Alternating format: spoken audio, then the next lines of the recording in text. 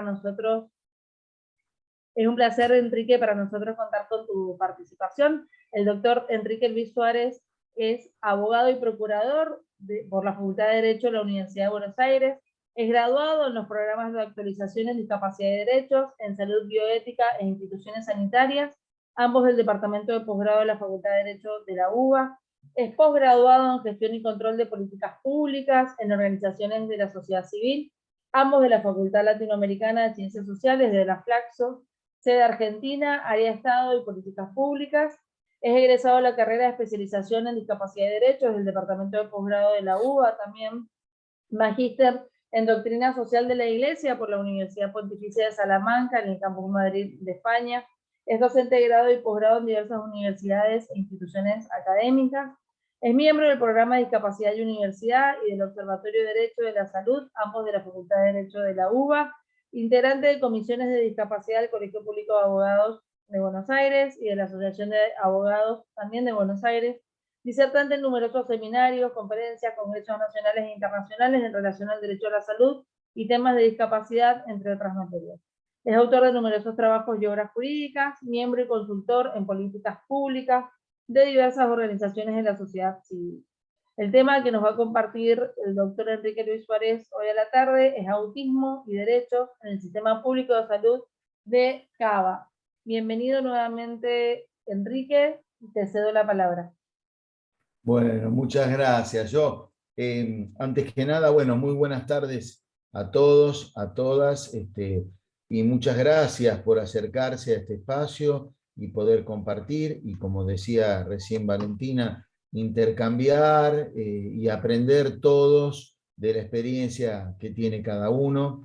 Yo quiero agradecer muy especialmente al Observatorio de Abogados, a Paula y a la doctora Valentina González, esta oportunidad que me dan de aprovechar y de intervenir en estos espacios, difundiendo ideas que mejoren, en definitiva, la calidad de vida de las personas con discapacidad en general, y en particular, en lo que hoy nos toca, a los niños, niñas y adolescentes que están dentro del espectro autista, que luego serán adultos, porque es una condición crónica de la persona. Pero la intención, digamos, de la charla y del libro que yo escribí fue apuntar más que nada a la primera infancia y a la niñez, porque allí es donde es crucial la detección y el diagnóstico y el comienzo del tratamiento en materia de autismo por una cuestión de neurobiología, donde el cerebro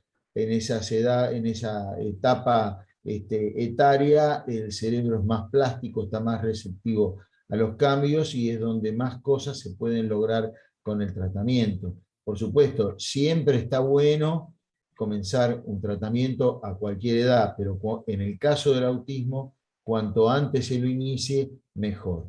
Yo calculo, Valentina, tenemos una hora, ¿no? No sé, para moverme yo con el tiempo. Sí, Enrique, no tenemos problema de tiempo, o sea que no hay ningún Bueno, problema, pero una hora está bien. es generalmente el tiempo que se utiliza. Sí, yo lo había pensado más o menos alrededor de la hora. Como les decía Valentina recién, ustedes tienen la posibilidad, o bien me interrumpen, se desmutean y me hacen la pregunta que en el momento tengan presente, o si no, las van guardando o las van haciendo en el chat, al final lo leemos, o si no, me las van formulando al final las preguntas. La idea es que nadie se lleve la duda sin contestar, y que toda inquietud que les vaya surgiendo de la exposición la puedan canalizar en una respuesta. Así que vamos a trabajar con esa metodología bastante libre, porque acá esto no es una clase, digamos, sino que es un espacio de intercambio, como decía Valentina, es un conversatorio. Entonces todos tenemos algo que aportar. Bueno, yo introductoriamente quería resaltar que, antes que nada, digamos, aquí de lo que estamos hablando es en definitiva del bienestar general de toda la sociedad. La discapacidad le atañe a toda la sociedad, ¿no es cierto? Como dice la famosa frase, no preguntes por quién doblan las campanas, las campanas se están doblando por ti. O sea, en la medida en que se desatienda y no haya políticas públicas y una política de Estado en materia de discapacidad en general, el bienestar y el general y el bien común de toda la sociedad se está resintiendo. ¿Por qué? Porque hay una parte de esa sociedad que no puede acceder a derechos humanos esenciales y porque no puede acceder al desarrollo pleno de sus capacidades. Entonces tenemos afectados derechos humanos básicos, o como algunos autores europeos o latinoamericanos los llaman, los derechos sociales, ¿no es cierto? Los derechos a vivienda, alimento, vestido, educación, trabajo, salud, que es el derecho que por demás nos convoca en esta tarde, y a partir de poder usufructuar plenamente estos derechos humanos, podemos desarrollar nuestras capacidades y en lo que yo considero que es el derecho humano síntesis, o es el derecho humano cuya satisfacción implica que se ha podido satisfacer antes todos los otros derechos humanos, el derecho al desarrollo, que es planificar, en definitiva, a toda persona, cualquiera sea su condición.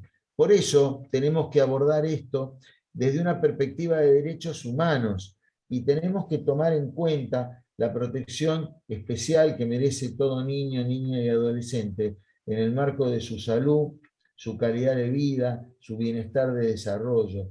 Tenemos que tener en cuenta, en primer lugar, que los tratados de derechos humanos en el sistema internacional reconocen que los mismos son trascendentales para el desarrollo y el goce de una adecuada calidad de vida para todas las personas, y en especial en aquellos aspectos que son fundamentales para esta franja etaria a la que nos venimos refiriendo. Se establece para los niños, niñas y adolescentes una protección especial en muchos documentos de Naciones Unidas, observaciones generales de los comités de tratados y en el sistema regional interamericano de derechos humanos también vamos a ver especiales referencias a la protección especial que merecen la posibilidad de efectivizar e implementar todos los derechos humanos fundamentales en la primera infancia y en la niñez, ¿no es cierto?, que resulta de fundamental importancia para poder aspirar en el tiempo a un desarrollo pleno de toda la sociedad. Los niños de hoy serán los hombres y las mujeres de mañana. Entonces, una sociedad que no le puede garantizar a su raíz, digamos, un bienestar, una calidad de vida, un nivel de vida digno, no se lo va a poder garantizar más tarde cuando se transformen en el tronco del árbol y en las ramas, ¿no? Esa es un poco la idea. Resulta fundamental poder ver que la detección, la pesquisa, el diagnóstico y el tratamiento, todos los pasos que van llevando a la determinación de si una persona está o no dentro de la condición del espectro autista, como decía antes, deben primordialmente llevarse a cabo en la primera infancia y en la niñez para obtener Enrique, los mejores... perdóname que te interrumpo. Deberías ponerte un poquito Sí. más abajo la cámara, porque no estás bien enfocado. Ahí está. Ahí Ahí está, está, ¿no? fantástico. Gracias, Valentina. No, a veces yo no me doy cuenta, claro, el que está del otro lado, no sé, ahí se me ve bien. Gracias, gracias. Entonces decía que, como lo dije al principio, en la primera infancia y en la niñez, a fin de obtener los mejores estímulos y desarrollos, es imperioso para lograr los mejores resultados comenzar estos tratamientos en esa franja etaria. Y veamos rápidamente cómo el sistema de derechos humanos internacional y regional ha sido muy cuidadoso en tutelar la salud en general y al propio tiempo a ir haciendo menciones especiales hacia la protección de la salud y el bienestar psicofísico de los niños, niñas y adolescentes. Todos sabemos, por ejemplo, para partir de un lugar común, que el artículo 12 del Pacto Internacional de los Derechos Económicos, Sociales y Culturales reconoce el derecho de toda persona al disfrute del más alto nivel posible de salud física y mental. Pero además de ese artículo 12, el artículo 10, inciso tercero, prescribe que se deben adoptar medidas especiales de protección y asistencia en favor de todos los niños y adolescentes, sin discriminación alguna por cualquier condición que pudieran tener. Aquí ya estamos marcando claro la idea de que esta protección del sistema de derechos humanos, al contrario, no solo no se disminuye, sino que debe aumentar, porque de lo contrario se estaría discriminando por la condición de discapacidad esta tutela específica al derecho a la salud. Fíjense la importancia de reafirmar como principio, digamos, la no discriminación. Luego el propio artículo 12, que hemos mencionado recién, también establece la obligación del Estado de reducir la mortinatalidad y la mortalidad infantil, el sano desarrollo de los niños y el deber de creación de las condiciones que le aseguren a todos los niños, niñas y adolescentes la asistencia médica y los servicios médicos en caso de enfermedad. El artículo 24 del pacto también garantiza que todo niño tiene derecho, sin discriminación alguna, por motivos de condición personal, ¿no es cierto?, tiene derecho a cuidado por parte del Estado, digamos, de todas las medidas de protección a partir de su nacimiento. Entonces, ya vemos en esta breve enumeración que ya el Pacto Internacional, el PIDES, como lo conocemos, ya tiene varias menciones al desarrollo y a la salud de los menores. La Convención de los Derechos del Niño, en el artículo 24, estipula, en sintonía con el PIDES, que el derecho del niño al disfrute del más alto nivel posible de salud y a todos los servicios que sean necesarios para el tratamiento de las enfermedades y la rehabilitación. Aquí ya introducimos un término que para nosotros, dentro del marco de la discapacidad, tiene un contenido muy especial, la rehabilitación. El 24... Enrique, te hago una consulta, porque todo Dale, esto que vos dale. decís es sumamente interesante y me encanta, sobre todo, hablar del derecho al desarrollo en general, pero tenemos muchísimas paredes o valladares al momento de hacerlos efectivos. O sea, la proclamación de derechos es fantástica, nuestros niños y adolescentes en situación de discapacidad están sumamente protegidos, lo sabemos, tenemos múltiples convenciones e instrumentos internacionales que así lo amparan. Pero uno de los grandes problemas que tenemos son las obras sociales en general, la medicina en general, y después el Poder Judicial también. Esta semana me ha tocado contestar, por ejemplo, 2 caducidades que las obras sociales han planteado la caducidad en el proceso, y decimos, bueno, pero si tiene derecho a todo esto que vos estás diciendo, al desarrollo humano, etcétera, etcétera, etcétera, debería ser algo que no caduque, irrenunciable, imprescriptible, incaducable. Ese me parece Claro. que es uno de los Sí. valores que tenemos, que no tenemos jueces comprometidos, no hay obras sociales comprometidas, un sistema de salud comprometido. Sí, bueno, generando esta reflexión de la que hablábamos antes. Lo que pasa es que por metodología uno siempre se para sobre el deber ser para ir después al ser, pero digamos, yo pensaba, mientras te escuchaba, hay un texto de Naciones Unidas que dice, si se cumpliera efectivamente la Declaración Universal de los Derechos y Deberes del Hombre, estamos hablando del documento básico en materia de derechos humanos que data del año 1948, Naciones Unidas dice, el mundo sería otro y muy probablemente no sería necesario haber dictado ningún otro instrumento convencional o ningún otro tratado de derechos humanos más, porque, digamos, un análisis abierto de la declaración, digamos, contiene, allí está todo, es un poco nuestro artículo 42 de la Constitución. Sí, O pero sea, en bueno, después materia ha ido del específico. consumidor. En 3 párrafos vos tenés brillantemente, es Sí. como un catecismo, por decirlo de alguna manera, resumido, un catálogo, si querés, para usar una palabra más apropiada, un catálogo breve, conciso, pero robusto, sustancioso, del cual por vía textual literal o por vía de interpretación, llegás a la protección de todos los derechos. Estaba pensando recién, un poco tiene esa estructura el artículo 26 de la Convención Americana de Derechos Humanos, que es el único artículo que se refiere a los derechos sociales, pero después la Corte, la Corte Interamericana, ¿no? Digo, por interpretación, ha ido desgranando el alcance del artículo 26 y la diferenciación con los derechos, o sea, diferenciación, convergiendo, interpretando que en ese artículo 26 de 2 renglones estaban contenidos todos los derechos económicos, sociales y culturales, a diferencia de los civiles y políticos que tienen una amplia enumeración en la primer parte de la convención. Entonces, Naciones Unidas, en un documento, no lo tengo ahora a mano, pero siempre lo suelo usar, es tan claro lo que dice. Si se cumpliera cabalmente en el ámbito de todos los países la Declaración Universal de los Derechos y Deberes del Hombre, no sería necesario nada más. O sea, se satisfarían absolutamente todas las necesidades. A causa del incumplimiento sistemático, porque el incumplimiento no solo es de la declaración, sino, como estabas diciendo vos, de un sinnúmero de tratados, ¿no es cierto? Como todos saben, digamos, la mayoría de los tratados de derechos humanos, en el caso de la Convención sobre los Derechos de las Personas con Discapacidades, el artículo 4, todos los tratados le imponen a los estados, le especifican los deberes que asumen al suscribir el tratado.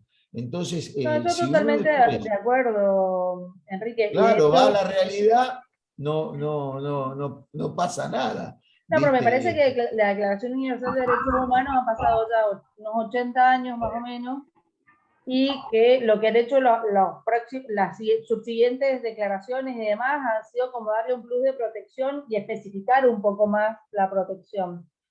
Claro. Pero me da la sensación que borramos con el codo permanentemente lo que escribimos con la mano y que no nos hacemos cargo de un montón de cosas que deberíamos hacernos como Estado. Sí, lo que pasa es que es un Seguir fenómeno. proclamando todos estos derechos y demás, me parece que sería más fructífero también en la práctica un compromiso más efectivo o ver maneras de culminar el cumplimiento. No, totalmente.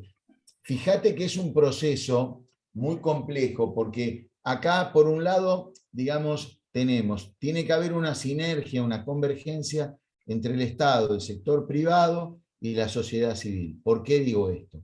El primer comprometido es el Estado, que no solamente fija las políticas públicas, si las fija, que se desprenden de todo, porque digamos, el derecho supranacional después es receptado en el orden jurídico interno, entonces allí tenés, ¿no es cierto?, por dar algunos ejemplos, la ley 24.901 en el ámbito nacional, digo yo, y después tenés, en el caso que hoy nos convoca, la 27.043, que es la ley específica del autismo, pero luego esto tiene que traducirse en programas, en planificaciones, que cuando vos lo trabajás esto, que es un poco lo que yo hice en el libro para Cava, vos te encontrás con un montón de programas que nunca se han llevado a cabo, ¿no es cierto? Yo ahí en el libro detallo una serie de normas locales de Cava, donde se establecían centros de atención, hogares para adultos con autismo, que nunca se construyeron los edificios y nunca se habilitó el servicio.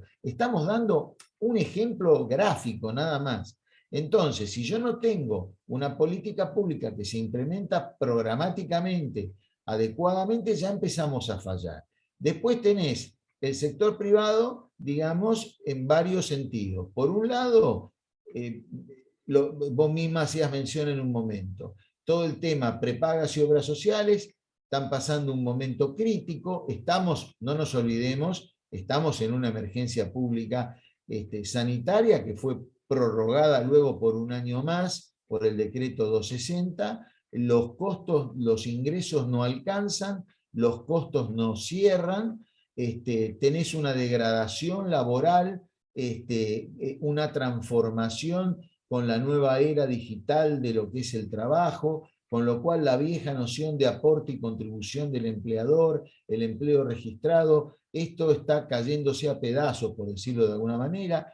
Esto, fíjate vos, de manera objetiva lo digo, políticamente ha resentido el rol de los sindicatos en cuanto a representatividad, porque cada día tienen menos afiliados, y esto se traduce en una menor cantidad de gente que se tiene que desafiliar de la obra social porque pierde su trabajo. Las prepagas, bueno, aducen siempre que no les alcanza la plata. Yo quisiera ver un poquito los balances, pero bueno, ellos aducen eso, que para estar modernizados y tecnologizados necesitan de un ingreso que no tienen. Se está dando mucho últimamente, en cualquier cámara que uno entre a consultar, hay una gran migración, lo que se conoce como el fenómeno de la migración interna. O sea, gente que arrancó en un plan de alta, mediana calidad, que va bajando la calidad del plan para no perder la afiliación a la prepaga, dado los años que ya tiene acumulados como afiliados, ¿no es cierto?, directos. El número de afiliados corporativos está disminuyendo porque cada vez menos empresas suscriben convenios corporativos, y la sociedad civil tiene el enorme esfuerzo de las ONG, digamos, en materia de cualquier discapacidad. Yo hablo por lo que conozco, que es el autismo. Hay una enorme labor que lleva a cabo el tercer sector, pero claro, cuando vos vas a hablar con los funcionarios, es lo que decís vos, es todo norma, todo principio, pero en la práctica lo que vos pedís no te lo dan, y vos te das cuenta que no hay recursos. Yo he tenido como asesor de varias redes del tercer sector, de organizaciones, como consultor y abogado en políticas públicas, les he planteado concretamente algunos temas y me han contestado, ¿no es cierto? No hay plata, no podemos hacerlo porque no hay plata.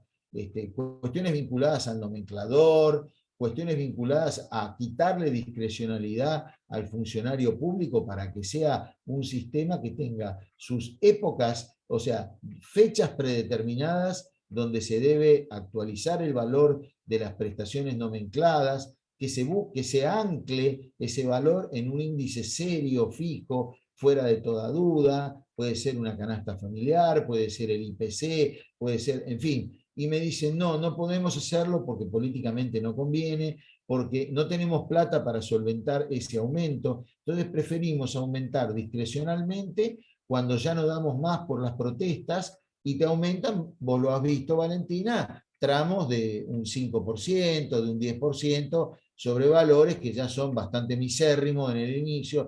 Bueno, digo, a esto sumale, para terminar este breve análisis, una indiferencia de la sociedad, este concepto de barrera que establece el artículo 1 de la Convención. Nosotros mismos creamos la barrera. La barrera es una construcción cultural que ha llevado muchísimos años construirla y va a llevar muchísimos años de construirla. Yo, cuando me vienen con problemas de tipo vinculados al aspecto educativo, yo siempre a las familias les explico, hay que trabajar con el resto de las familias, con los directivos, porque aquí hay estereotipos y construcciones rígidas de hace muchos años que no se van a cambiar de un lunes a un martes. Acá hay que hacer un trabajo a mediano plazo como mínimo, tratando obviamente de contener las situaciones concretas que motivan la consulta o el pedido de ayuda a la ONG o a los consultores. Pero digo, además de eso, nosotros damos muchísimas charlas en colegios, charlas para directivos solamente, charlas para padres solamente. Menciono el tema educativo porque es uno de los tópicos donde más se ve esta indiferencia y esta construcción donde la barrera está más sólida, por decirlo de algún modo. Ahora, yo me pregunto lo siguiente, Valentina, porque esto fue justamente lo que motivó que yo me decidiera a escribir el libro. Estuvimos hablando más o menos de problemas que atañen a personas que de alguna manera están dentro del sistema, asisten al sistema, pueden tener una obra social, una prepaga, ¿no es cierto? Yo siempre explico que desde el constitucionalismo no se pretende que todos tengamos lo mismo, pero sí, siguiendo los principios del derecho internacional de los derechos humanos, que haya un piso mínimo. Acá hay que recordar la observación general 12 del Comité PIDES, que establece el contenido mínimo del derecho a la salud, habla de disponibilidad, accesibilidad, calidad en los servicios. O sea, ningún habitante de la nación tiene que estar privado de esos estándares para recibir un servicio mínimo, que tenga un contenido mínimo de calidad, disponibilidad y accesibilidad para atenderse en el sistema público. Entonces, el problema es, si estamos hablando de todos los problemas, valga la redundancia, que tienen los sistemas a los que teóricamente desde el constitucionalismo se explica, que no por una cuestión de desigualdad, porque equitativamente la equidad se plasma en un acceso igualitario con un contenido mínimo que hace a la atención digna del motivo que te lleva a requerir el servicio de salud, o en nuestro caso la habilitación o la rehabilitación de la persona con discapacidad. Pero digamos, si a los que están en una obra social o a los que están en una prepaga les pasa todo lo que hemos charlado, ¿qué les espera a los excluidos de todo lo excluido? O sea, los más vulnerables, los que están en la pobreza o por debajo de la línea de pobreza, en la indigencia, los que solo tienen el hospital público como último baluarte para protegerse y recurrir en busca de no solo ya de salud, sino de una atención de este tipo que es especializada. ¿A dónde van? ¿Cómo logran por qué una familia, ¿no es cierto?, que no tiene empleo registrado, que vive de changas, que vive de empleos informales, que no tiene posibilidad de hacer aporte, que no puede sostener un monotributo en el mes a mes, cuando va al sistema público no puede ni siquiera acceder a la pesquisa, ¿no es cierto?, que sería como un piso mínimo de prestación para comenzar a ver si efectivamente el menor tiene autismo o no. ¿Y por qué esa persona se ve privada de ese derecho que es fundamental a la dignidad humana? Entonces, ¿qué les espera a esas personas? No, por eso te digo, Enrique, porque esa es la pregunta que me hizo escribir el libro. Por eso, hay que ver qué respondes en el libro. Porque tenemos todo el marco internacional, convencional, constitucional, y encima el autismo tiene una ley especial que no lo tienen otras discapacidades. Y así todo, te das cuenta de que no sé cuáles son los resultados positivos que estamos teniendo. Y a mí me da la sensación, capaz que me equivoco, y les pido por favor que me lo digan, que cada vez hay más niños y niñas que tienen autismo, que se diagnostican con espectro autista. Al menos es la experiencia que yo tengo desde lo profesional y lo que veo también en el colegio de mis hijos. Muchos niños que antes eran hiperkinéticos o que tenían otros diagnósticos, niños y niñas, hoy por hoy están dentro de este espectro de autismo. Entonces tenemos un montón de protección, pero bueno, ¿cuál es la síntesis o cuál es la respuesta? ¿Para qué tanta normativa si a la larga o a la corta la protección no va a ser mayor tampoco? Bueno, vos sabés que la estadística, en realidad pasa lo siguiente, yo lo explico eso. En realidad, Argentina, para variar, no cumple con la disposición convencional de tener estadísticas que también, ojo, la 27043, hay una manda legislativa al Poder Ejecutivo de que arbitre programas para alcanzar, digamos, cifras estadísticas serias, porque ¿cuál es la base de toda política pública?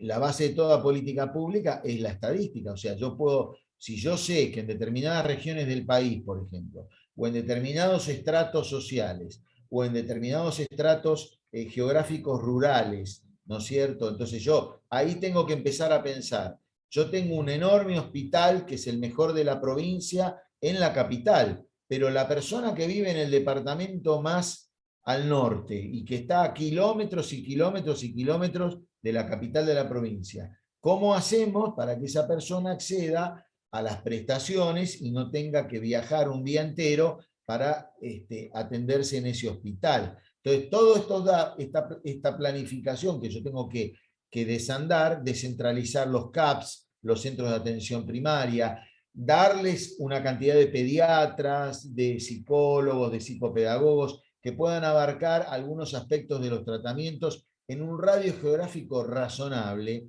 desde donde vive la persona, que está en un ámbito rural a lo mejor, digamos. Por eso yo digo buscando una mirada federal en el libro. ¿Esa pesquisa no se puede hacer en las escuelas? ¿Cómo? ¿Esa pesquisa no se puede hacer en las escuelas, que es donde los niños asisten sí o sí?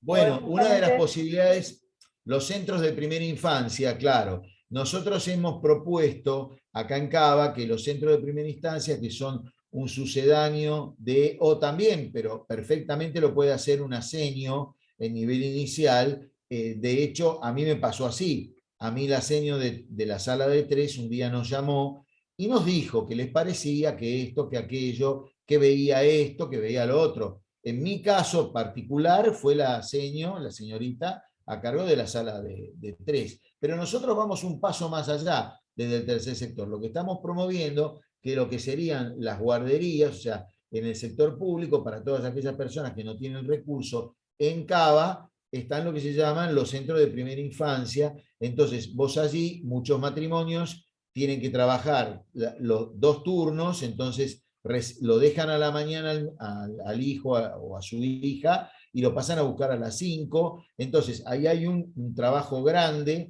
Entonces, nosotros hemos propuesto una capacitación mínima, digamos, para que estas cuidadoras de primera infancia, antes de que el niño o el menor, digamos, ingrese al nivel inicial de educación, ya estén preparadas para detectar, porque hay muchos protocolos de pesquisa que se hacen desde los 16 meses, por ejemplo. ¿Me entendés? Si vos querés, a lo mejor en mi caso yo empecé tarde, porque en sala de 3, o sea, vos fíjate que los 3 protocolos que están autorizados científicamente abarcan una franja que va desde los 16 meses hasta los 48 meses. O sea que son, el máximo es 4 años, ¿no? Son 3 tipos de protocolos que van complejizándose a medida que vos lo haces a mayor edad del menor. Entonces, está bien lo que decís vos. Digamos, aquí porque existen los centros de primera infancia, nosotros hemos propuesto dar un paso más, pero por ejemplo, lo mínimo sería que cualquier maestra de nivel inicial tenga una capacitación mínima para que si ve que el chico tiene problemas de comunicación, problemas de sociabilización, si no responde cuando se le habla, si se queda mirando, si tiene intereses restringidos, si empieza a poner cosas en fila, bueno, los ejemplos clásicos donde uno advierte que algo está pasando en materia de autismo con ese menor, o podría estar pasando, porque el diagnóstico es en realidad la etapa donde se confirma. Sí, sí, tenés toda la razón, pero vos fijate la complejidad de lo que hemos hablado, toda la sinergia que tendría que darse, ¿no es cierto? Y no hablé del sector privado, el tema de trabajo, ¿no es cierto? O sea, yo creo que todo este tema cuando ya las personas son más adultas, estos planes de responsabilidad social empresaria, en vez de ser una herramienta de marketing, tienen que ser una herramienta de trabajo genuino, verdadero, hecho con vocación social de la empresa, que debe devolverle a la comunidad una deuda que tiene por las ganancias que obtiene, una deuda moral, si la querés llamar, es la base ética, digamos, que debería motivar estos programas, y no para sacarse una foto porque empleaste a una persona con discapacidad en un año, en un solo lugar, y el día que empiezas te sacas una foto, la difundís en las redes, y la gente cree que ese banco, esa empresa, esa multinacional, está contratando varias personas con discapacidad, y no es así. O sea, no quiero complejizarla más, pero fíjate la cantidad de actores que intervienen, ¿no es cierto? Porque ahí lo que está fallando también es la accesibilidad al trabajo, accesibilidad a la educación, y de lo que estamos hablando hoy, Y el accesibilidad gran problema que tiene la a la salud. discapacidad, al menos intelectual, el gran valladar es el trabajo. El Claro, resto, claro, salud, educación, mal que mal, el Estado es garante, pero el trabajo no.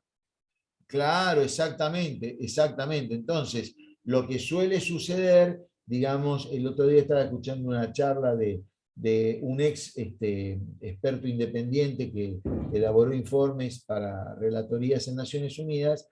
Él lo que decía que el capacitismo en el trabajo lo que ha siempre tratado es de crear los talleres protegidos donde, digamos, no hay una verdadera vocación, digamos, de darle herramientas laborales a las personas con discapacidad. Se los tiene haciendo lo mismo durante 10 años, o sea, ahí no hay un crecimiento de aptitudes, no se los prepara, sino que es una forma de tenerlos invisibilizados en un centro haciendo una cosa que, más allá del valor económico que pueda o no tener, digamos, pero no van, digamos, hacia un autovalimiento o independencia de la persona. Te cito como ejemplo, porque a lo mejor vos lo conocés, él hablaba de los autoempleos o de los autoemprendimientos. Aquí tenemos el famoso caso de los chicos que se unieron y sí, formaron la pizzería Los Perejiles, que es un emprendimiento muy exitoso. Sí, que la Te lo mayoría tienen síndrome menciono de porque Down, creo. calculo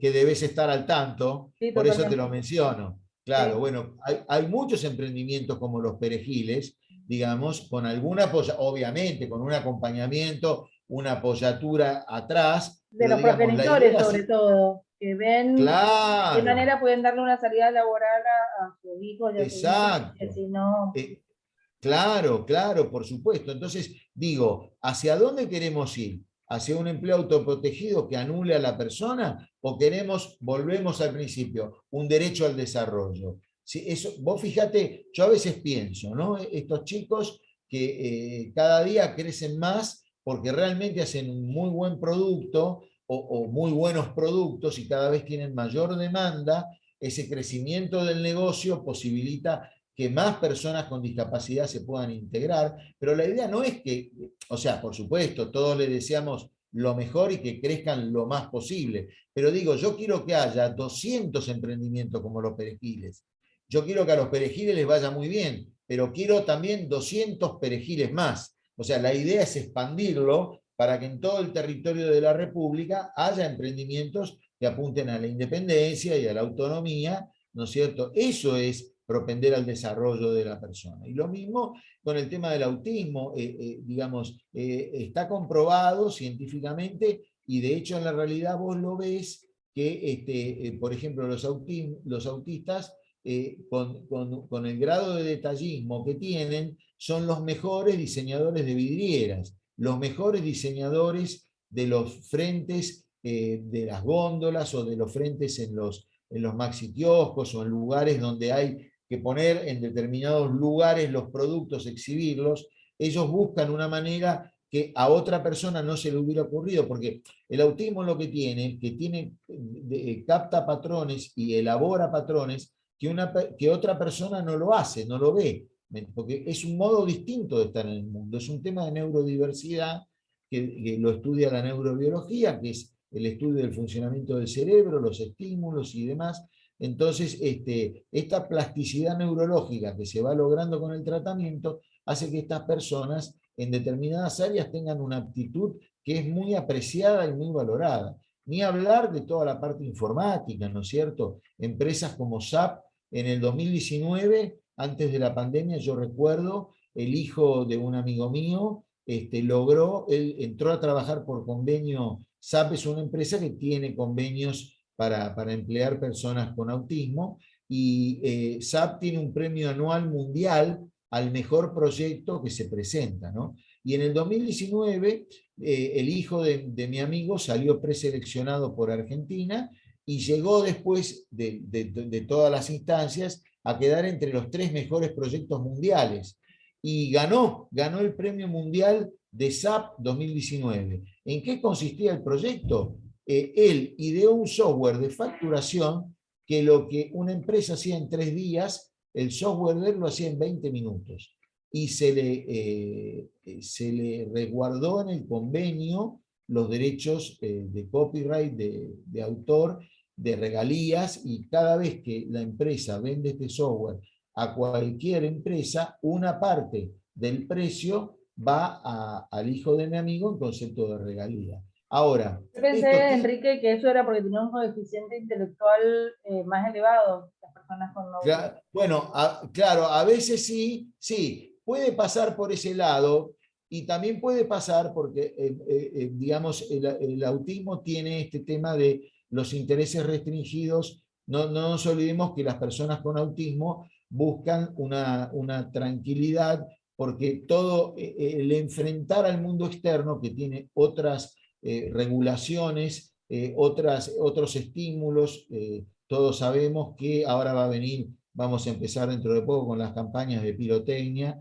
o sea, los estímulos lumínicos y auditivos son bastante perjudiciales porque les hacen aún más dificultoso, digamos, la interacción con el otro, son muy literales, les cuesta mantener una conversación, no interpretan una actitud gestual, una suspicacia, sin maldad estoy diciendo, ¿no? Pero algún doble sentido que uno lo dice de buena fe, no con maldad, ¿no?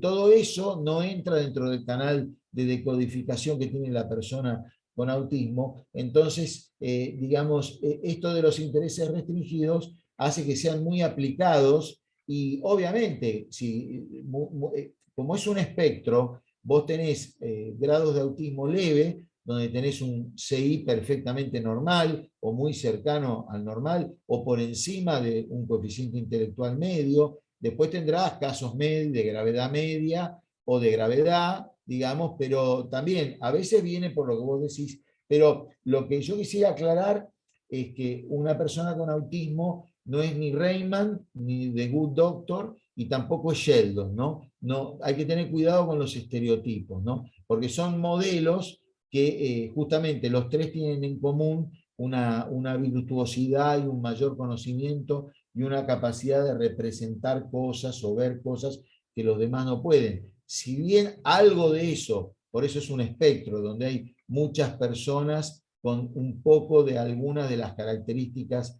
del autismo que mencionábamos al principio, no, ojo con quedarnos con estereotipos, digamos, de la persona autista, ¿no? Puede ser que The Good Doctor se dé en la realidad o que un Sheldon exista, por supuesto, porque procesan lógicamente la respuesta a la pregunta que le haces, o sea, en ese sentido, pero no son estereotipos, ¿no? Pero, digamos, yo lo que quiero volver es a lo del sistema público. ¿Qué hacemos con esas personas? O sea, porque yo siempre, mira, hasta hace un ratito antes de la charla, estaba contestando a un par de familias que me estaban llamando. Por ejemplo, me decían, no llegó el instructivo de la obra social, ¿qué hago? Tengo el turno con la neuróloga, mañana me costó 3 meses conseguirlo, me sale una fortuna, no me lo cubre la obra social, ¿qué hago? Le digo, bueno, mire, no sé, busque el instructivo del 2019, llévele los anexos y si no son esos, se los tendrá que hacer de vuelta en un sobreturno. O sea, hasta en estas cuestiones tenés que estar. O sea, no es que el que está en una prepaga o en una obra social, vos lo sabés tan bien o mejor que yo, digamos, no es garantía de nada, y sobre todo últimamente.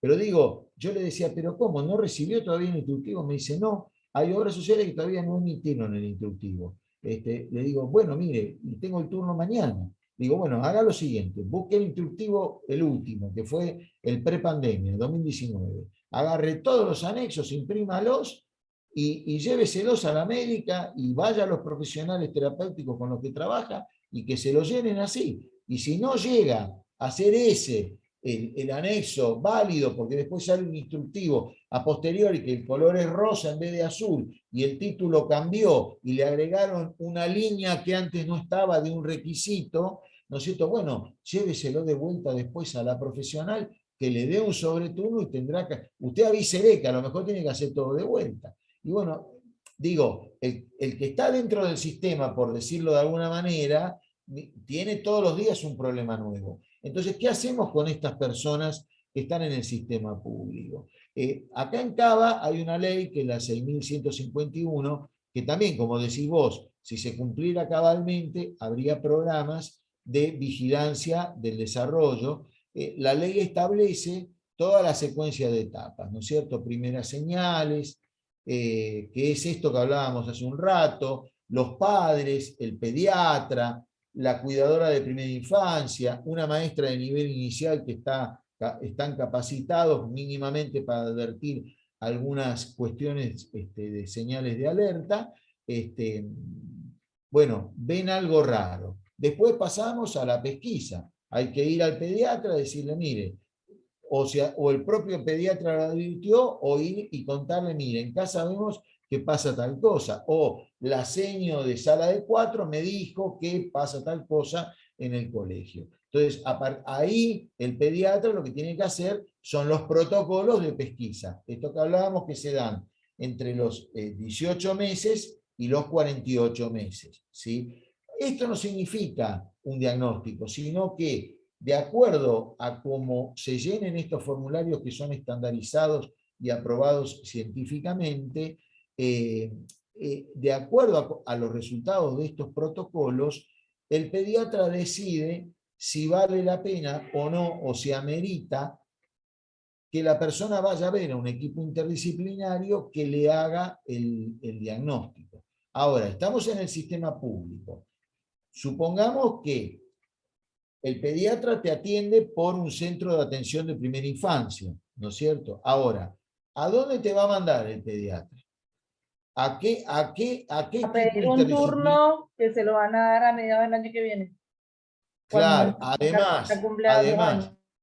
acá en Cava tenés el Elizalde, tenés el Gutiérrez y tenés el Garrahan, porque ese es un modelo de estructura, o sea, concentrar todo en un hospital.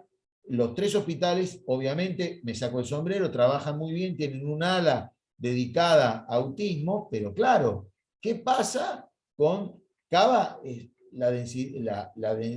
territorio no es como en una provincia. Entonces, una persona que está en Carmen de Patagones, en la provincia de Buenos Aires, ¿no es cierto? ¿Cómo hace para ir a La Plata, a un centro especializado, estatal, digo, ¿no? Un hospital intersonal, por ejemplo, que tenga un área especializada en autismo. Entonces, el pediatra de Carmen de Patagones le dijo, bueno, mire, acá no se asuste, no tenemos diagnóstico, pero tiene que ir a ver al equipo interdisciplinario especialista en diagnóstico, porque habría señales de que podría ser un caso de TEA. Ahora, en el sistema público, ¿cómo haces?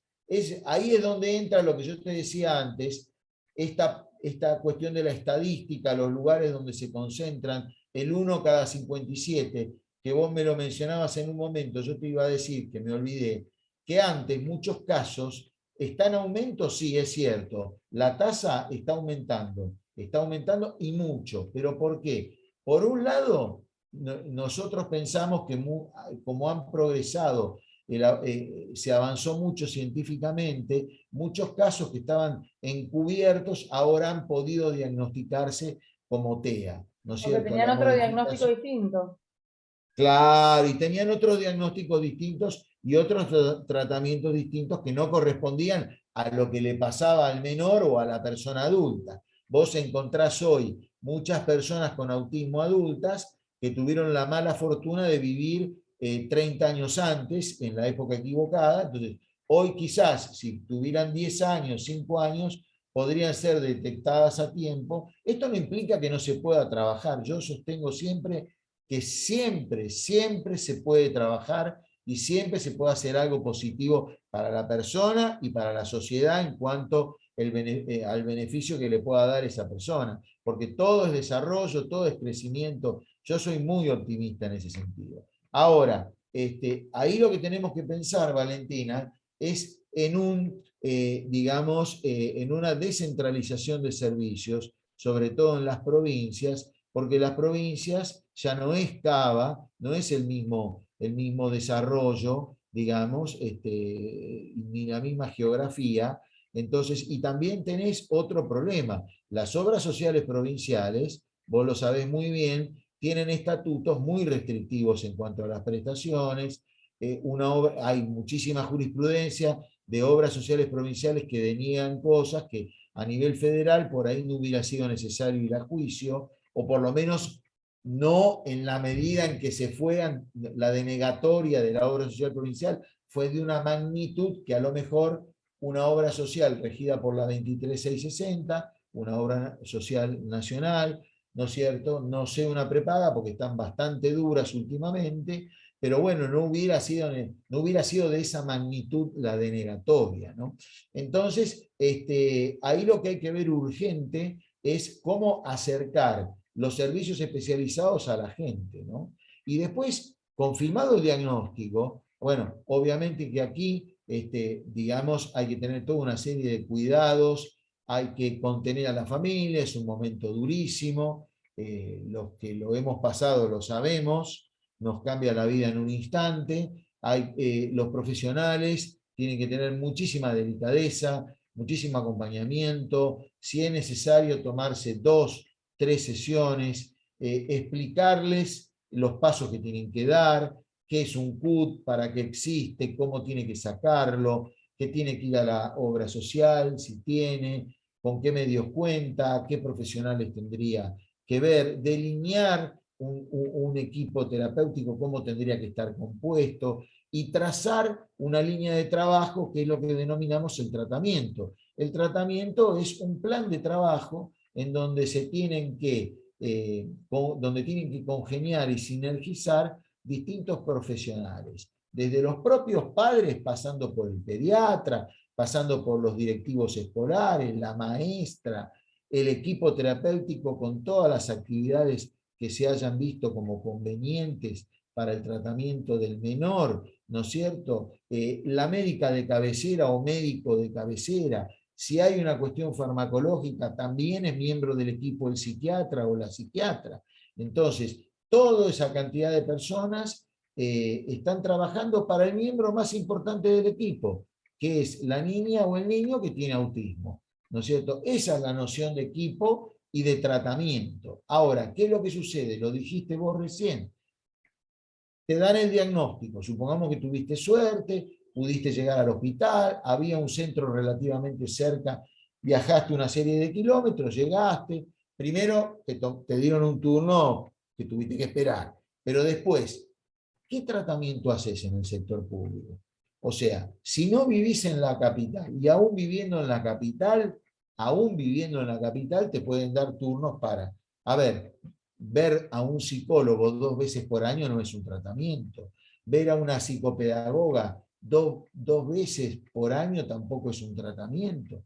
Estos son actividades que tienen que hacerse semanalmente, porque si no, no es posible llamarlo tratamiento, es un sucedáneo, es una pantomima de un tratamiento. Entonces, acá lo que tenemos que tender es a que haya una administración responsable de los fondos presupuestarios por parte del Estado, a que haya una política fiscal que realmente, digamos, obtenga fondos, los plasme en un presupuesto, pero después que haya un debido control del presupuesto, porque si yo después tengo partidas, porque decidí no hacer determinadas obras o preví mal la compra de determinados insumos en otras áreas y tengo partidas presupuestarias subejecutadas, ahí tiene que haber un análisis presupuestario permanente por parte del Ejecutivo, y si en salud me está fallando la atención, inmediatamente el jefe del gabinete de ministros, por lo menos en el orden nacional, tiene que hacer una reasignación de partidas y fortalecer áreas como educación, salud, ¿no es cierto?, para el desarrollo de la niñez en general y con mayor razón para la atención de las personas con discapacidad. Al Entonces, menos, todos Enrique, estos... no sé qué Sí. pensás vos que en las escuelas hagan más profesionales que estén relacionados con la discapacidad. Porque si no vamos a tener centros de salud o en los centros de salud o en los lugares específicos, profesionales, que al menos estén en las escuelas, que es donde más tiempo pasan nuestros niños y nuestras niñas, y es donde se hace esta detección que vos decís, pero no solamente para la pesquisa, sino también para después acompañarnos durante todo el proceso educativo. Soy una convencida de que en todas las escuelas debería haber un abogado o una abogada para justamente decirle a estos niños, a estas niñas, cuáles son los derechos que tienen, no solamente, Totalmente. Sí, no, sí. no Sí, solamente sí, sí, sí. de la vida misma, sino también, en este caso, por ejemplo, de la discapacidad. Claro, Y también debería haber un claro. equipo con mucha más gente, muchos más profesionales, acompañándonos y abordando cada una de las necesidades que tienen específicas.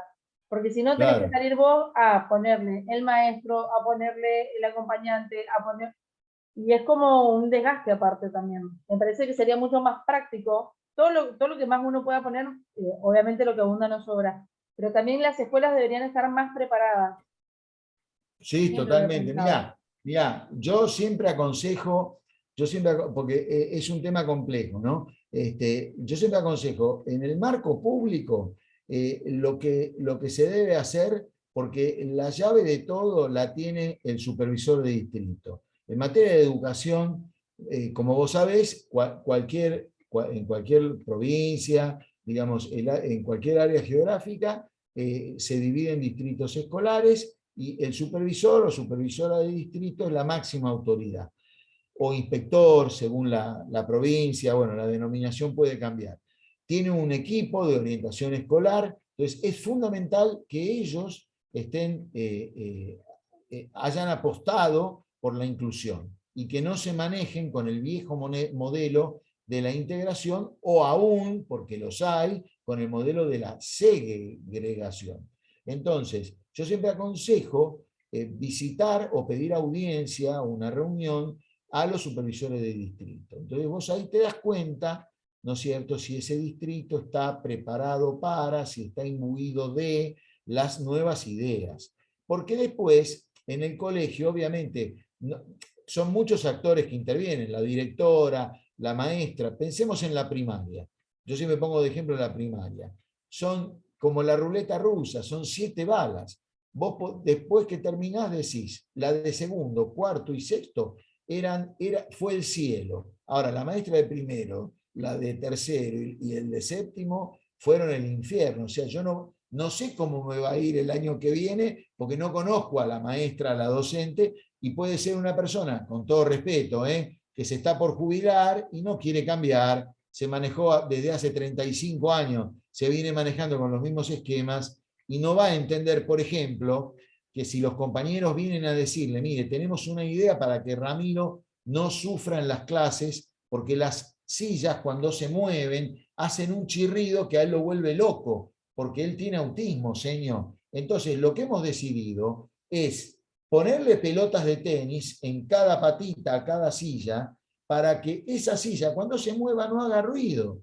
Entonces, si esa maestra te dice, salí de acá que estás loco, bueno, estás de un lado del río. Ahora si te dice, felicitaciones, a mí no se me hubiera ocurrido, ¿cómo van a conseguir las pelotas? ¿Vamos a hacer una colecta? ¿Vamos a hacer una rifa? ¿Cómo las compramos? Bueno, ya se está poniendo en onda con los chicos y está viendo cómo arbitrar esos medios, ¿me entendés? Entonces, yo en el sector público educativo, la cosa pasa por ahí. Si vos encontrás autoridades, por eso te decía en un momento, el rol del tercer sector dando charlas. Nosotros, por ejemplo, estamos trabajando mucho en este momento con la ORT. Por ejemplo, la ORT es un colegio industrial, ¿viste? Muy conocido acá en Buenos Aires, y hemos logrado con algunos profesores que hagan proyectos vinculados al autismo. Por ejemplo, en este momento están terminando un sistema para implementar en hospitales públicos, porque yo les dije si podían, en vez de pensar en las obras sociales y las prepagas, que pensaran en el hospital público. Una especie de estos sistemas que tienen las teleconsultas, aplicar un sistema donde uno llama al hospital público. El objetivo de mínima que les propusimos fue una rápida gestión de turnos. Y el objetivo de máxima que siempre haya una persona vinculada al desarrollo en un horario obviamente razonable, o por lo menos, por ejemplo, si vos tenés, que a mí me ha pasado, chicos con crisis nerviosas graves a las 3 de la mañana, bueno, que alguien les indique, vengan a la guardia del hospital público, del Santoyani o del Álvarez, entren por guardia y está el doctor Tale especialista en psiquiatría. Bueno, que te oriente. Entonces vos vas y ya sabes por quién tenés que preguntar. Bueno, para mí tiene un valor muy grande porque esos chicos ya están comprendiendo lo que es la discapacidad, el autismo, y están ideando herramientas para aplicarlas en la práctica, ¿no? Después también en clases en la Facultad de Diseño hemos trabajado en la FADU, hemos trabajado serigrafía con logos de autismo, hemos ido a darle charlas de por qué el logo es así, de por qué el color azul, de por qué esto. Y la verdad hemos encontrado un gran interés por parte de los estudiantes. Es sembrar y algún día se cosechará. Ahora, en la parte privada es donde está el problema. A eso quería llegar, Valentina. En la parte privada, lo que cuenta son las matrículas. Entonces, yo tengo un montón de casos donde se les dice, mire, los padres han dicho que si usted se matricula el año que viene, no se van a matricular, se van del colegio. Esta es una institución privada, yo tengo sueldos, cargas sociales. Bueno, no sé, fíjese, la decisión es suya.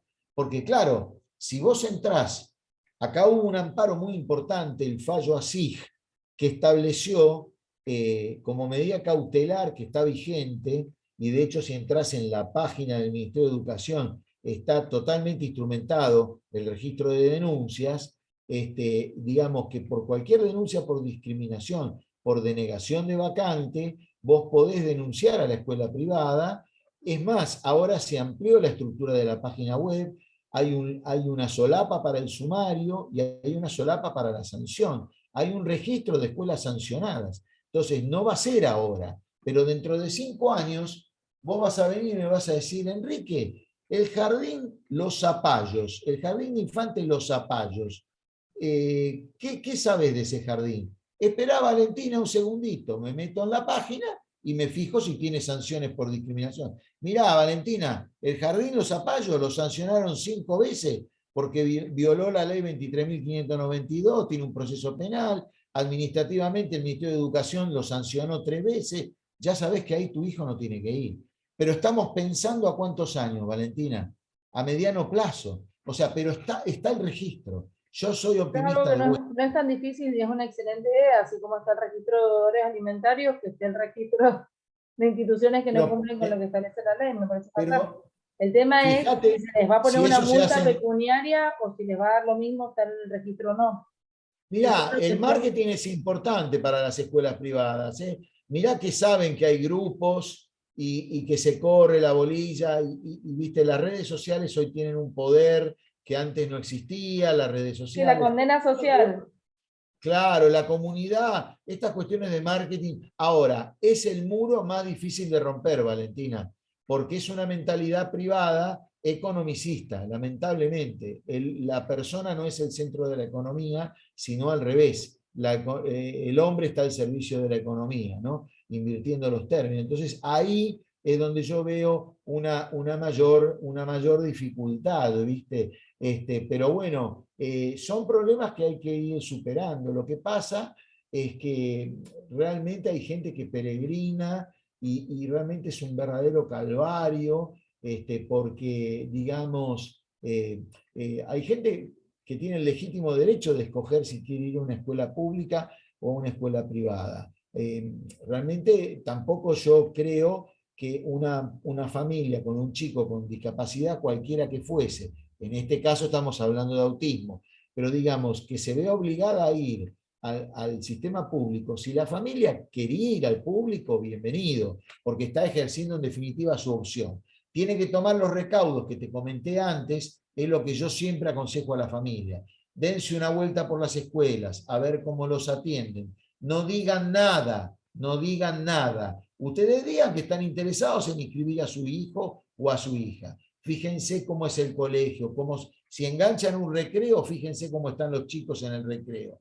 Hablen con la directora o con la vicedirectora, con la excusa de conocer la escuela. Y ahí van a ver el termómetro, se semblantea en muy poco tiempo como en la escuela. Y además, si tienen buenas referencias de un distrito, pidan una audiencia con el supervisor de ese distrito. Son pequeños trucos que uno va aprendiendo. Por ejemplo, me acuerdo en este Que te los da la momento. experiencia. Igual es mucho más fácil en autismo, Sí, me parece a mí, Enrique, que en otros tipos de discapacidad, donde los niños y las niñas ya tienen una sí, identificación o un rasgo y que te sí, dicen que no sí, justamente por tener esa aportación. claro. Bueno, pero vos fíjate lo siguiente. En uno de los cursos de CPO de Juan, aclaro para la gente, ¿no es cierto? Tanto Valentina como yo estamos en el programa Discapacidad y Universidad, que su sede está en la Facultad de Mira, está Derecho Marta Gerardo conectada. ¿Cómo? Ahí uno de Alemania. No, justo se le quedó abierto el micrófono, me parece, a Lucila Peña. No sé, Lucila, si querías manifestar algo o... ¿Querías preguntar algo? A ver, así yo puedo cerrar la idea que estaba diciendo. Yo, por ejemplo, es cierto lo que vos decís, es cierto, pero por ejemplo, suponete un tema en donde no interesa qué discapacidad es. Las obras sociales sindicales. A mí me ha pasado, por ejemplo, gente que le perdieron la carpeta, o la carpeta estaba perdida, porque ahí, como yo a veces explico en clases de gestión de sistemas de discapacidad, tiene que haber manuales y buenas prácticas en calidad en todos los aspectos del procedimiento. Entonces, si no está perfectamente desarrollado el sector de carga de datos para el análisis de la carpeta y que a la auditoría médica le llegue toda la información escaneada o en soporte físico, pero que siempre haya un registro informático de todos los pasos que se van dando en el trámite de la carpeta y dónde está la carpeta para determinar quién es el responsable de determinado día, quién era el responsable de la tenencia de la carpeta. Bueno, a mí me pasó varias veces que perdieron la carpeta en la obra social. Entonces esto trajo un sinfín de perjuicios porque las fechas avanzan, ¿no es cierto? Yo hoy daba el ejemplo de que al día de hoy, recién estaba atendiendo un par de llamados, hay gente que no tiene el instructivo. Estamos ya casi en diciembre y no pueden llenar absolutamente nada, ni pedir órdenes, ni nada, porque no tiene el instructivo. Bueno, esa es una traba adicional. Bueno, entonces, obra social sindical. ¿No pensás que es a propósito, Enrique, que no tengan instructivo? ¿Cómo? ¿No pensás que es a propósito también para dilatar la... Ya, yo perdí hace rato la inocencia. Yo creo que hay algo ahí, porque te están comprimiendo contra la pared. Te dejan muy poco tiempo para que vos puedas cumplir a posteriori todo. O sea, vos terminás con la lengua afuera. O sea, porque vos pensás que el calendario habitual para esta fecha, el instructivo primero ya estaba, hace rato. Segundo, ya tenía los presupuestos, los papeles administrativos de todos los prestadores, tenía los planes de trabajo. Y para esta época se hacía, digamos, hace un par de semanas, se hacía la entrevista con el médico de cabecera para que firmara las prescripciones. Entonces, han llevado todo para adelante y además fíjate que estamos todos fuera de training, porque el 2020 al 2021 fue todo por prórroga, que ahora quedaron sin efecto por la resolución 1231. ¿Me entendés? Entonces, la 1231 lo que te dice es, a partir del 1 de enero quedan derogadas todas las resoluciones que fueron estableciendo las prórrogas de las prestaciones automáticas. Nosotros del 20 al 2021 no tuvimos que hacer la carpeta prestacional. La última que hicimos fue del 2019 al 2020. En ese momento no había pandemia, ¿ok? Entonces, la pandemia fue recién el 20 de marzo. Entonces, para esa época ya había empezado, ya estaba recontra presentada toda la documentación. Entonces, digamos, vos fijate el desfasaje de fechas que hay comparándolo con un año normal. Y la 1231 te dice que a partir del 1 de enero tenés que, solamente vas a acceder a las prestaciones mediante una nueva carpeta prestacional. O sea, la obra social, como todos los años, te tiene que volver a dar el conforme como te lo hizo hasta el año 2019. Ahora, el caso que yo te decía que se perdieron las carpetas. Entonces yo le pregunto a la familia, ¿ustedes son afiliados al gremio? Me dicen, sí, además de ser afiliados a la obra social, somos afiliados al gremio. Bueno, ¿dónde está el teléfono del gremio? A ver, sí, ya te lo busco. Bueno, llama. Pedí no pidás por el secretario general o por el secretario adjunto, porque son cargos muy altos. Pedí por el tercero, que se llama secretario técnico, no me acuerdo ahora. Tal encima, pedí por la privada del tercer secretario. Volveros locos hasta que te dé una entrevista. Bueno, a la semana y media, después de mucho insistir, pero siempre se logró acceder a ese cargo que es bastante alto y yo diría que es el cargo más accesible dentro de la estructura de la obra social. Bueno, a veces los he acompañado, si he podido, si no, no he ido. Le digo, ustedes vayan con todo lo que tienen y cuéntenle y decirle que vos sos afiliado desde hace tantos años y que como el gremio te deja indefenso en una situación así. Bueno, en una de las veces que yo pude ir, yo creo que pude ir 2 veces, el tipo escuchaba los ojos de huevo, ¿no? Entonces decía, no puede ser. Yo le decía, doctor, no sé, doctor, mire, ellos pagan puntualmente, se les descuenta del sueldo el aporte sindical. El sindicato tiene que estar al lado, no puede mirar para otro lado. Aparte, la obra social es de ustedes. Le digo, él no se desreguló, él se mantuvo aquí, él no se cambió de obra social. Le digo, y ustedes esa fidelidad se la retribuyen de esta manera, no te hagas problema. dame el número de legajo. Lo vi yo, una gestión que estuvo 1 mes y medio a 2 meses parada. El tipo levantó el tubo. Escúchame, Cachito. Sí, a ver, tomame nota. Suárez Enrique. Sí, a ver, el número de legajo 304. A ver, yo te espero en la línea. 2 minutos, volvió, dice, en 5 minutos me llama. Nos pusimos a hablar, porque nos preguntó, me acuerdo, ¿y cómo está la discapacidad en la obra social? ¿Los atienden bien a ustedes? Y no, la verdad, doctor, que no. Si estamos acá molestándolo a ustedes, ¿por qué no? ¿Y qué mejorarían ustedes? Yo después, antes de irme, le dije que integraba ONGs y le ofrecí hacer una mesa de trabajo ad honorem para mejorar aspectos desde afuera, aportarle las cosas que veíamos que no estaban bien. Después creo que tuvimos un par de reuniones más adelante. Les dejé mi tarjeta, me llamaron, fuimos con otra gente de la ONG. Entonces, a los 5 minutos suena el teléfono. Levanta, dice, bueno, pero ya, listo. ¿A quién ven? Perfecto, cuelga. Vayan. El sindicato quedaba en una esquina y la obra social quedaba en la otra esquina. Le dicen, van a 2.º piso, la ven a la señorita Noemí, que ya tiene la carpeta preparada. Cuando entramos, preguntamos que venimos a ver a la señorita Noemí. Yo no sabía en qué oficina estaba. Era auditoría médica. Cuando llegamos, 5 cafés. Porque ya se ve que el tipo le dijo que éramos 5. Había 5 cafés con masitas.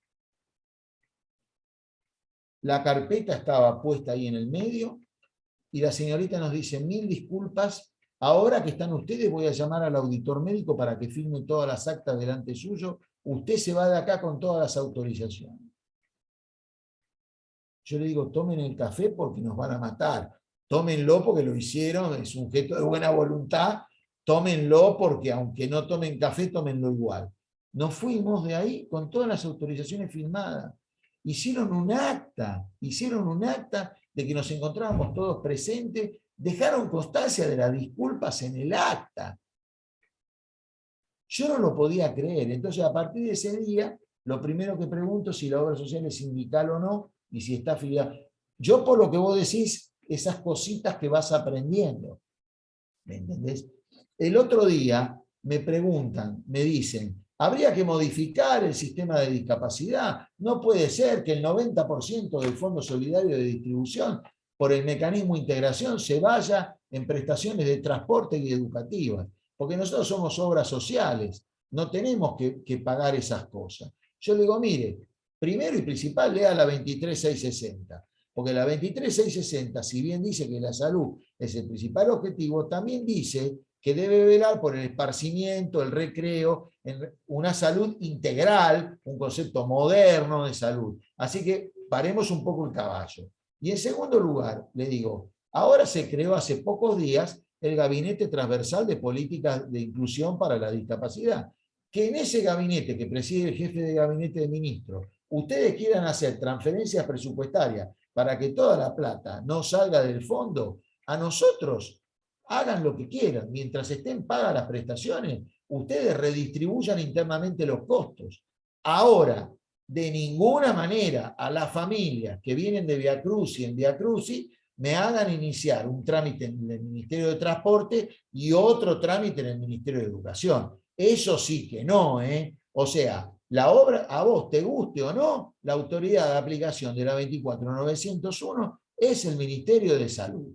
Así que modificar la ley, cuando modifique la ley hablamos, pero hoy la autoridad de aplicación es el Ministerio de Salud. Por lo tanto, todo, la superintendencia, el mecanismo de integración del 904/16, todo es jurisdicción de salud. Así que si ustedes quieren pedirle colaboración presupuestaria a transporte y a educación para que solventen los gastos, me parece perfecto, pero es interno. Y que no se demore el pago, que con esa excusa no nos tengan 6 meses colgados de un pincel, porque ahora, de ninguna manera yo voy a permitir que a esta familia que le han hecho dar 1000 la sometan a 2 trámites más. O sea, el tipo se me quedó mirando el tipo, ¿viste?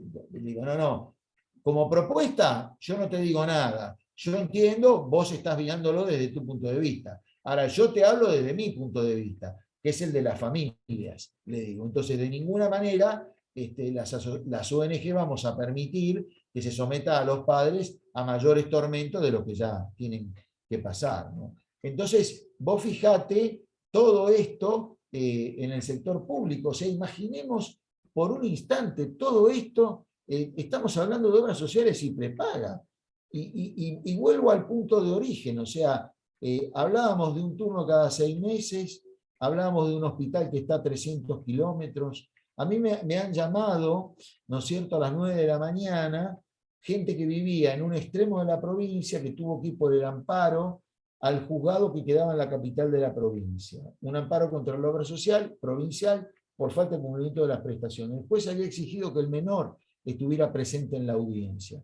Era la 4ª audiencia que hacían, nunca había comparecido la obra social. Entonces me dice, hicimos 400 kilómetros de ida con la chata, ahora tenemos que hacer otros 400 kilómetros. Faltamos los 2 al trabajo. El chico está que se cae.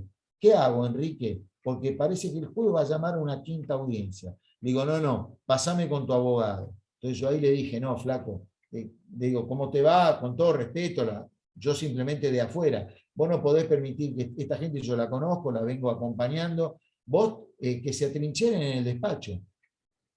Enciérrense en el despacho con el juez. El juez es de sentido común. Vos no podés permitir que una persona que vive en el norte de la provincia y está a 400 kilómetros, son 800 y de vuelta, por una audiencia que la 4ª vez que llamás nunca compareció a la obra social. Y esta vez exigiste que venga el menor.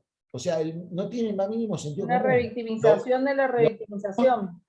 Claro, lograron.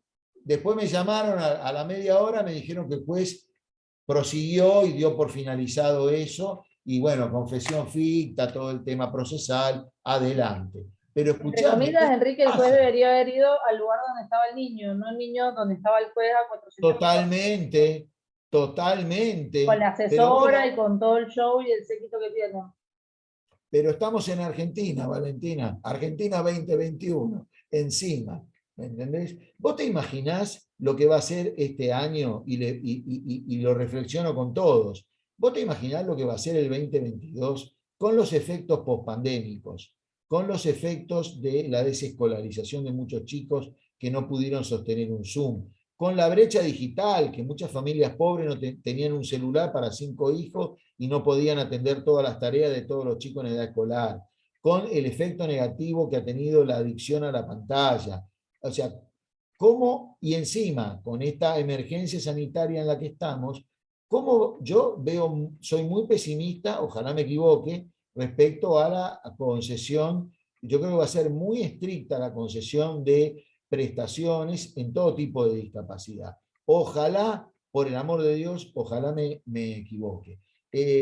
Escúchame, yo para terminar, simplemente, yo creo que como políticas públicas a tener en cuenta en el sistema estatal, a mí me parece muy bien, hay que tener estadísticas primero, para poder ver cuáles son las reales necesidades de mi provincia, ¿no es cierto?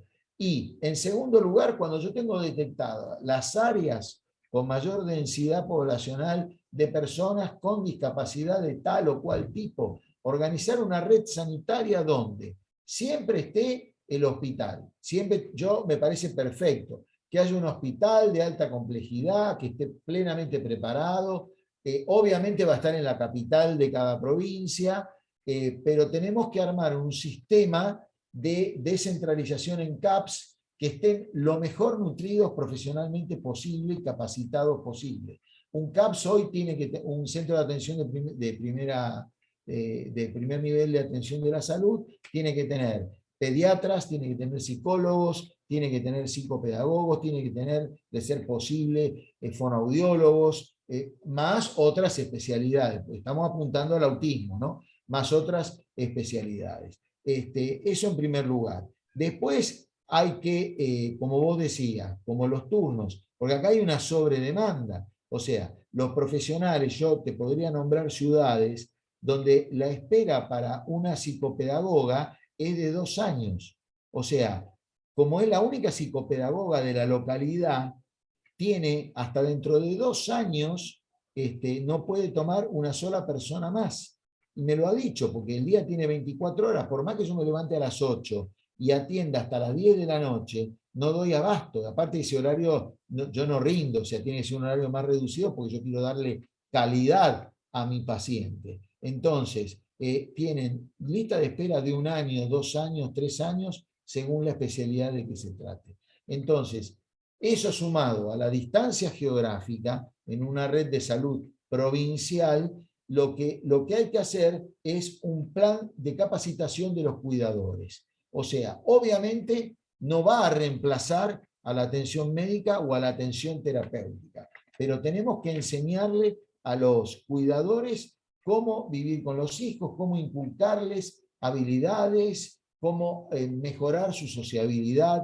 Hay planes para esto. La Organización Mundial de la Salud tiene el programa CST, que es un programa de entrenamiento de habilidades para cuidadores, ¿no es cierto? O sea, los padres, los tutores o los responsables de los menores, para que por lo menos se les vayan dando estas herramientas. Y entonces, tiene que haber un capacitador local que sea como el coordinador de todos los cuidadores, que sea el que imparta esta instrucción y que además haga un seguimiento familia por familia. Obviamente, esto desde ya se tiene que complementar con la atención médica. Esto no es en vez de, es junto con, ¿se entiende? Pero es la manera que hasta ahora se está encontrando de paliar estos déficits que tiene la atención del autismo a nivel provincial. Yo creo que... Te pregunto acá, hola Ale, ¿cómo andas? Buenas tardes. Hola Alejandro, ¿cómo andás? Sí. Te pregunta acá, Norma, si puedes hacer una reseña del número de leyes aplicables, por favor. Sí, cómo no. Mirá, 22.431, porque establece el derecho a la atención estatal de toda persona que no cuente con medios y no tenga obra social. 24.901, que también su artículo 4 establece que aquellas personas que no tengan medios y no tengan obra social, el Estado tiene la obligación de brindarle las prestaciones específicas o mínimas del Estado para poder habilitarse. Recordemos ese contenido mínimo que hablamos en un momento. Yo te recomendaría también ver la observación general 12 del Comité del Pacto Internacional de Derechos Económicos, Sociales y Culturales. Observación general 12.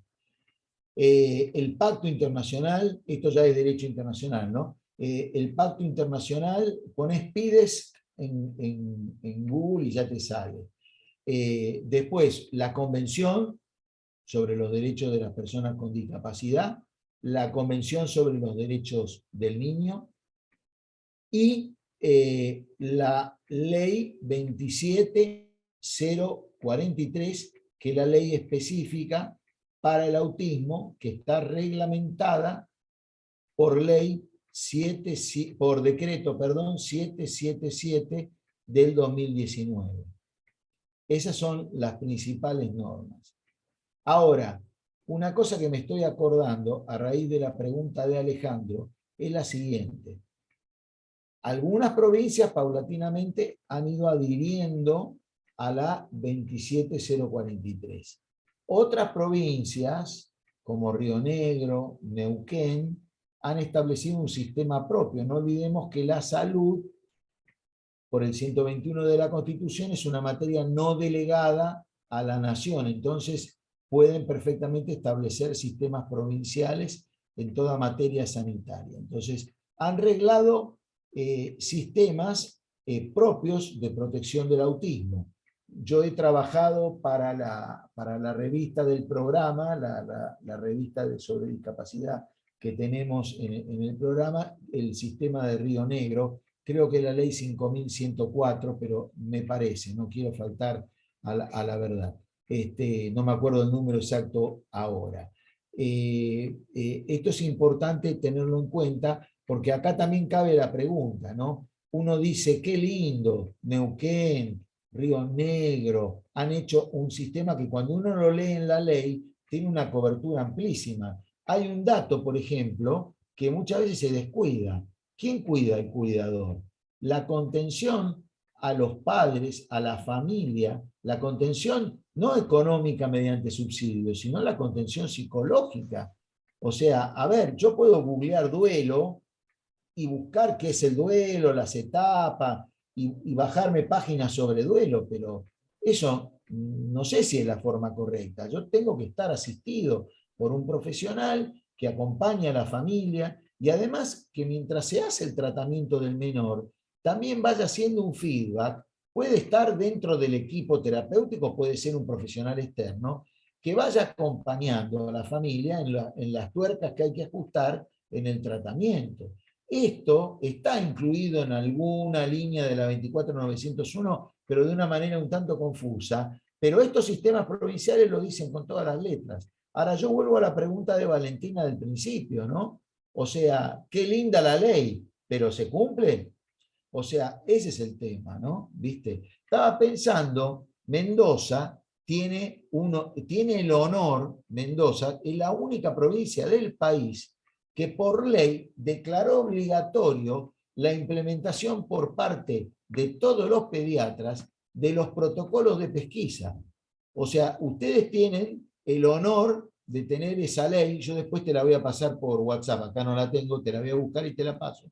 O sea que todo pediatra, a todo menor que está atendiendo, ¿no es cierto?, que es su paciente en Mendoza, está obligado en algún momento del seguimiento de su tratamiento como menor, estamos hablando, la función específica del pediatra, ¿no? Tiene que hacerle alguna pesquisa sobre el desarrollo para comprobar que el estado es normal o si tiene algún... Por supuesto, si él mismo nota o los padres le dicen algún signo de anormalidad, obviamente, por eso digo, la ley refuerza esa obligación ético-profesional que tiene el pediatra. Pero Mendoza es la única provincia del país que lo tiene obligatorio y por ley. Ahora, de vuelta, ¿se cumplirá? Esa es la ley 8859 la del conoce. 2016. Bueno, listo. Ahora, volvemos a lo mismo. ¿Se cumple, Valentina? ¿Se cumplirá? Yo Sí, no lo al sé. menos los pediatras que yo he visitado, todos te hacen los test, o sea, te hacen todo el seguimiento, el protocolo que tienen para la pesquisa, sí. Sí, Yo porque no realmente. vivo en Mendoza, por No, eso sí. pregunto.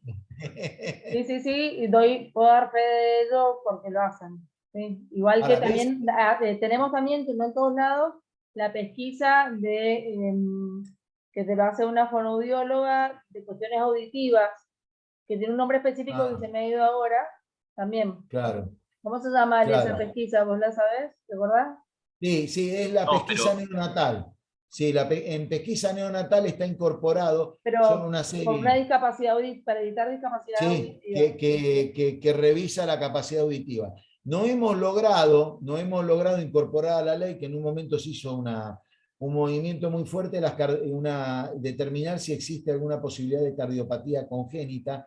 Queríamos modificar la ley de pesquisa neonatal, no pudimos lograrlo, porque consideramos que eso puede dar lugar a una discapacidad visceral más adelante, pero bueno, pero digo, son pasos. Digo, estos casos que vos decís, la pesquisa neonatal, la ley de Mendoza provincial que establece esta obligación para los pediatras, yo quiero mirarlo con optimismo. No son tan rápido como yo querría, pero, digamos, está bueno, ¿viste? A veces te tropezás con algún maestro, con algún director, un supervisor, que vos decís, este tipo tiene la mente abierta, ¿por qué no hay más gente como él? El caso, no sé, digo por... Y aparte, el por tema este de los pediatras, Enrique, es algo, ahora se me viene a la cabeza lo que le hacía la pediatra a mis hijos, es con un juguetito ver si lo siguen, hacerle distintos ruidos para ver si siguen el ruido, o sea, son cosas que son básicas, tampoco que necesiten un aparato muy específico para hacer la pesquisa. No, por supuesto, mirá, nosotros hicimos una campaña hace varios años desde REDEA, la red de espectro autista, que se llamaba Mirame, ¿no es cierto? Que después creo que la Nación la difundió bastante. O sea, el solo hecho de llamar al nene y que el nene no te levante la mirada, no te responda, ahí ya hay una primera señal, una señal de alerta, ¿viste? Son, como decís vos, son cosas muy sencillas. Tampoco es que requieren de grandes aparatos tecnológicos, nada, ¿viste? Es tener la voluntad de hacerlo y llevarlo a cabo, ¿no? Sí. No nos olvidemos una cosa que no me acordé en el momento. Por ejemplo, el tema de la telemedicina puede ser una herramienta muy piola. Por ejemplo, si vos estás en una provincia y te trataste llegaste al hospital especializado, internacional, que está en la capital, ¿no? Y bueno, no sé, viste, querés hacer una interconsulta con el Gardahan, por ejemplo. Estoy pensando en varias personas, pero bueno, una consulta no sé, viste, con cualquier profesional especializado del Gardahan o de otro hospital. El tema de la telemedicina está bueno para hacer interconsultas. Eso es una herramienta también bastante buena, porque si no, tendría que viajar la familia hasta acá. Digo, en lo que a nosotros concierne, que estamos hablando que es discapacidad y autismo en particular, está bueno que la telemedicina ayude a lo mejor a una familia, no sé, en Jujuy, por decir algo, que se pueda conectar el equipo médico que tiene dudas, consultas, se comunica con el centro de telemedicina del Garrahan y pueden evacuar con el especialista pertinente las dudas. Es otra herramienta muy buena esa, que me consta que se aplica, me consta que se aplica. Así que está todo por hacer, es un desafío constante. Como siempre decimos, nosotros vamos a ser parte del camino, no vamos a ver los logros, seremos un pedacito del camino y muchos otros pasarán y seguirán haciendo ese camino. Pero lo que sí sé es que si yo no construyo el camino que tengo que hacer hoy, los que vengan atrás no van a tener dónde construir. Entonces de ahí me surge a mí, digamos, esa responsabilidad. Mira, dos ejemplos muy simples para terminar. Hasta hace un tiempo no se hablaba de funciones distendidas en materia de cines, y no se hablaba de hora distendida para supermercados en determinadas cadenas de retail, ¿no? Entonces, ese fue un logro, ese fue un logro. Antes no estaba esa posibilidad. Entonces ahora hay funciones, a veces son por el lado de Copidis, que es el organismo encargado de la discapacidad en Cava, no tiene poder ejecutivo, pero es una comisión de asesoramiento que, digamos, da las pautas programáticas a las reparticiones del Ejecutivo para que se lleven a cabo las políticas. Entonces, a veces son dependencias del gobierno local, a veces son cines privados que habilitan está bien, a lo mejor es a las 3 de la tarde, a las 2 de la primera función, pero bueno, antes no existía eso, yo lo valoro mucho.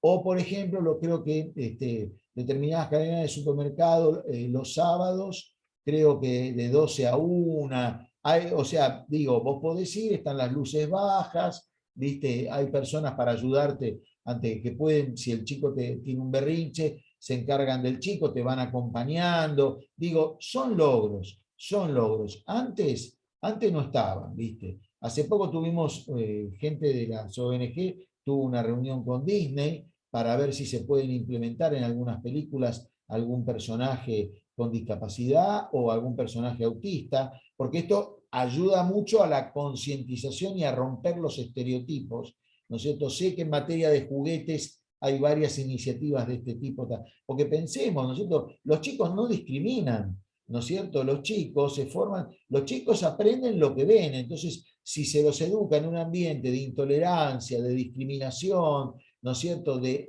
es diferente, no quiero que esté más conmigo, sáquenlo del curso, porque escuchan a sus padres que dicen eso. Ese chico el día de mañana va a ser discriminador y va a ser una parte más de esa barrera que impide que las personas con discapacidad se desarrollen plenamente. Así que, bueno, a seguir construyendo, Valentina, a seguir caminando. Gracias, Enrique. No sé, Alejandro, si vos querías hablar, querías decir algo. ¿Alguna pregunta de alguien? Acá estoy. Vos no, me ponés. Pensé que Alejandro había habilitado el micrófono para hablar. No, ¿me escuchan bien? Sí, sí. ¿Qué tal? Mencionarte eso que puse en el chat. En Mendoza funciona el programa de CEPREC también en los prestadores públicos, que pretende detectar tempranamente indicadores de futuras discapacidades. Funciona en centros de salud y en hospitales desde hace bastante tiempo. Eso por un lado. Y por otro lado, te escuchaba tu mirada sobre esta situación de pospandemia, digamos. Me parece que se ha visto que el sistema educativo, el sistema de salud es donde más ha impactado, y dentro de esos sistemas, las poblaciones, digamos, más vulnerables, claramente podría comenzar con las personas con discapacidad.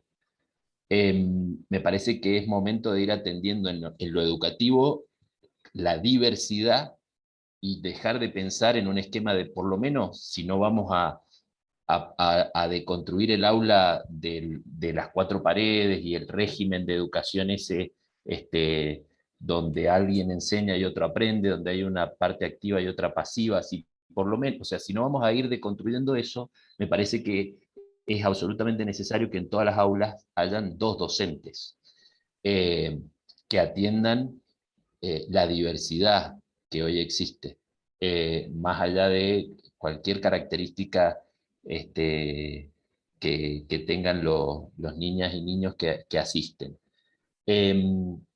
Y por el otro lado, bueno, claramente escuchaba el ejemplo, me reía porque me tocó, digamos, estaba en muchas situaciones como las que describías de la obra social y la vinculación con lo sindical.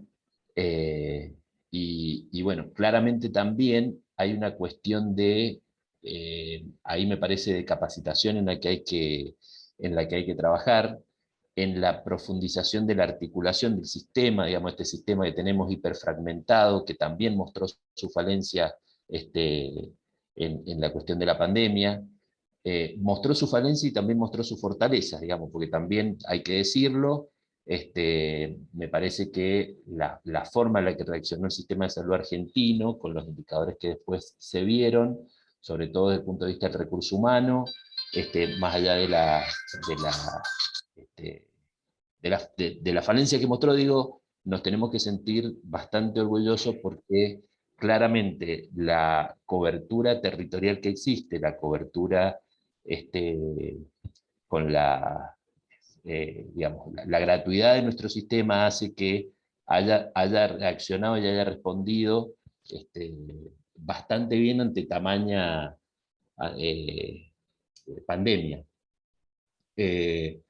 Entonces, bueno, y con el tema de las obras sociales y las prepagas, eh, la cuestión de lo colectivo, cómo vuelve, vos decías, la problemática de la discapacidad es una problemática de toda la sociedad, y dentro de las obras sociales, claramente es colectivo porque la obra social termina no siendo la que financia esas prestaciones. Tiene un respaldo atrás, que es ese fondo solidario, y que no sé si por ahí hay que estar remarcándolo, insistiendo, porque parece que financiaran ellos las prestaciones, y en realidad no es así, son intermediarios, digamos. Claro, sí, sí, sí. No, además está decir,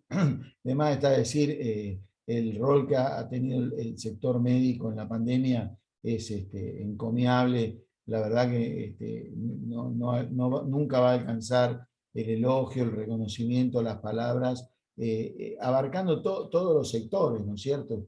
Porque incluso conozco muchos casos de transportes especiales que llevaban las viandas, los cuadernos, terapeutas que siguieron atendiendo hasta donde las normas se lo permitieron, digamos, conozco colegios que también implementaron, se preocuparon por ver los problemas de conectividad digital para poder seguir los Zoom, hacían un seguimiento sobre los alumnos cuando veían que no se conectaban, y aparte tenemos toda la atención del personal médico en la UTI, en los hospitales, en las guardias, obviamente.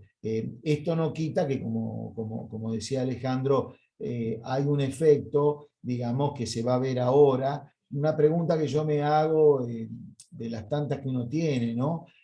Es cómo el sistema educativo el año que viene va a afrontar la currícula, porque, digamos, está claro que ahora el sistema de valoraciones y no de notas, al menos hasta 6º grado, permite que el chico a los tumbos vaya avanzando y se va disimulando, entre comillas, en el buen sentido de la palabra, no lo digo con malicia, se vaya disimulando las falencias cognitivas pero no por falencia cognitiva del individuo, sino las falencias en transmitir los conocimientos que ha impuesto todo este largo tiempo de confinamiento, Zoom virtuales, etc.